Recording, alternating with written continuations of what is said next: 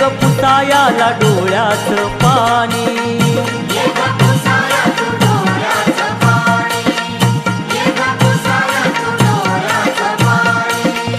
मला पदरात घे दुःख जाणून घे, आशीर्वाद असा तुझा राहू दे।